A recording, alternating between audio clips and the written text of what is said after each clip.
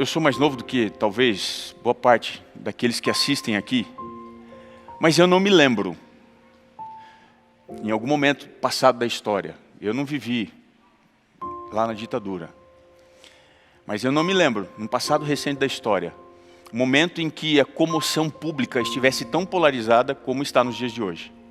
Eu posso estar equivocado, estou fazendo uma leitura simplesmente sincrônica, nesse momento em que eu vivo. Mas eu quero dizer para você que até mesmo lá atrás, a igreja de Corinto vivia um contexto de polarização exacerbada. As pessoas se dividiam não apenas dentro da igreja, dizendo eu sou de Paulo, eu sou de Apolo, eu sou desse, eu sou daquele. O mundo, ele se apresentava dentro desse contexto. Haviam os bárbaros, haviam os romanos, haviam os judeus, os gentios, homens, mulheres, escravos e livres.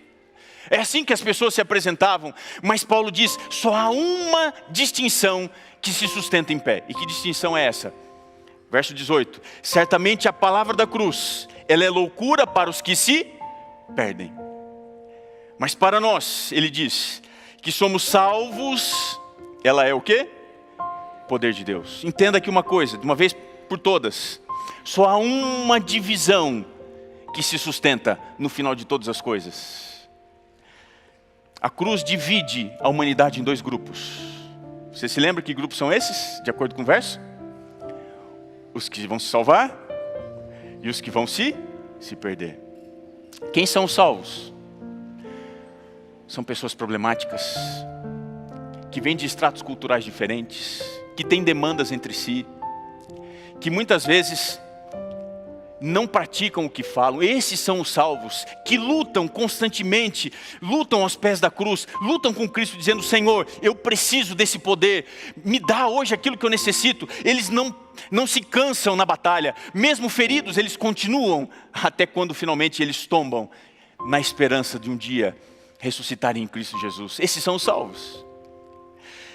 Mas Paulo diz que há um segundo grupo, os que se perdem.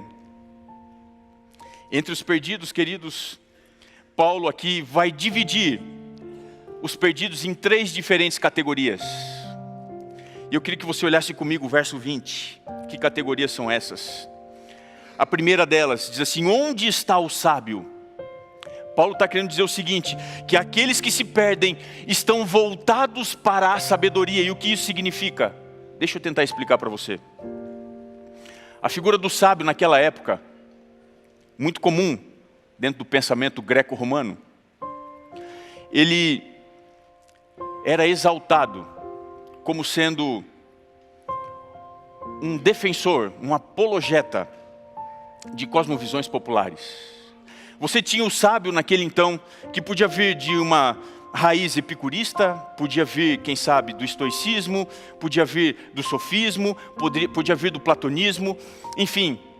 O que os unia, o que aproximava esses sábios, é que esses homens, eles achavam que o seu sistema de filosofia era capaz de explicar algumas coisas muito importantes da existência, como por exemplo, o sentido da vida, a realidade da morte e a origem do universo. O que Paulo está querendo dizer? As pessoas que se perdem são aquelas que olham para a figura do sábio e querem se agarrar às filosofias humanas. Veja, uma coisa importante você entender sobre a cruz. Na cruz, Cristo não explicou o pecado, Ele o combateu.